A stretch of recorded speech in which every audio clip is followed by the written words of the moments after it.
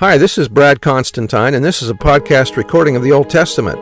Although this is not an official recording of the Church of Jesus Christ of Latter-day Saints, every effort's been made to be as doctrinally accurate as possible. I'll be using for the text the Joseph Smith translation of the Old Testament, along with many commentaries from general authorities of the Church, BYU professors, Bible scholars, and others. This format will be very detailed, and so if you want a deep analysis of the Old Testament, you come to the right place. Thanks for your attendance. Hi, and welcome back to the Old Testament podcast. This is going to be for Joshua chapter 11. This chapter summarizes the conquest of northern Canaan. The destruction of these northern kingdoms, however, required a long time. The note in verse 22 is of interest because the Anakim were a race of giants and because Goliath came from Gath. That was out of the Institute Manual. Verse 1.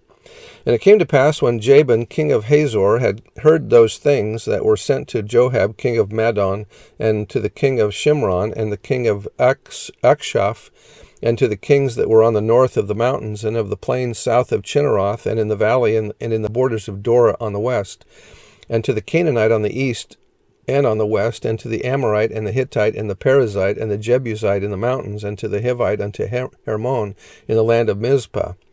And they went out, they and all their hosts with them, much people, even as the sand that is upon the seashore, in multitude, with horses and chariots very many. And when all these kings were met together, they came and pitched together at the waters of Merom to fight against Israel. And the Lord said unto Joshua, Be not afraid because of them, for tomorrow about this time will I deliver them up all slain before Israel. Thou shalt hoe their horses, or hawk, or cut the hamstring of, and to burn their chariots with fire. So Joshua came, and all the people of war with him, against them by the waters of Merom suddenly, and they fell from them. And the Lord delivered them into the hand of Israel, who smote them, and chased them unto great Zidon, and unto Mizrephoth-maim, and unto the valley of Mizpah eastward. And they smote them until they left them none remaining. And Joshua did unto them as the Lord bade them. He hoed their horses, or huffed, I'm not sure how you pronounce that, and burnt their chariots with fire. To huff a horse is to cut the leg tendons above and behind the tarsal joint or ankle, thus rendering the horse useless. The Israelites were foot soldiers rather than charioteers. The fear seems to have been that should the horses and chariots be used as vehicles of war, Israel would turn from faith in God and trust in the arm of flesh. And so that was why they did this to the horses. And Joshua at that time turned back and took Hazor and smote the king thereof with the sword, for Hazor beforetime was the head of all those kingdoms. And they smote all the souls that were therein with the edge of the sword, utterly destroying them. There was not any left to breathe, and he burnt Hazor with fire. And all the cities of the kings, of those kings, and all the kings of them that did Joshua take and smote them with the edge of the sword, and he utterly destroyed them, as Moses the servant of the Lord commanded. But as for the cities that stood still in their strength, Israel burned none of them, save Hazor only, that Joshua did burn.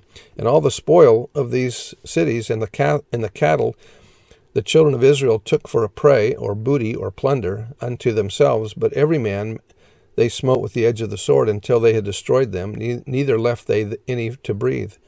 As the Lord commanded Moses, his servant, so did Moses command Joshua, and so did Joshua. He left nothing undone of all that the Lord commanded Moses.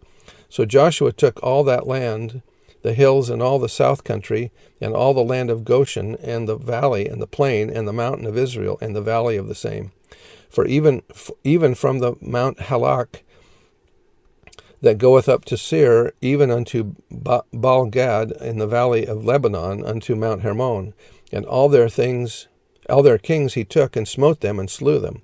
Joshua made war a long time with all those kings. There was not a city that made peace with the children of Israel, save the Hivites, the inhabitants of Gibeon. All other they took in battle.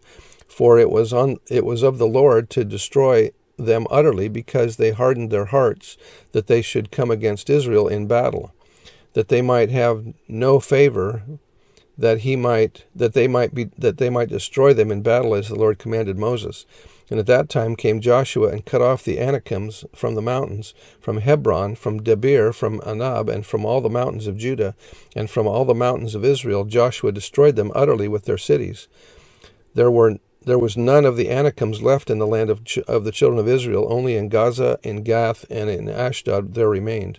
So Joshua took the whole land, according to all that the Lord said unto Moses, and Joshua gave it for an inheritance unto Israel, according to their divisions by their tribes, and the land rested from war. So that's the end of chapter 11, and we'll see what happens next time. Come back again. See you next time. Bye.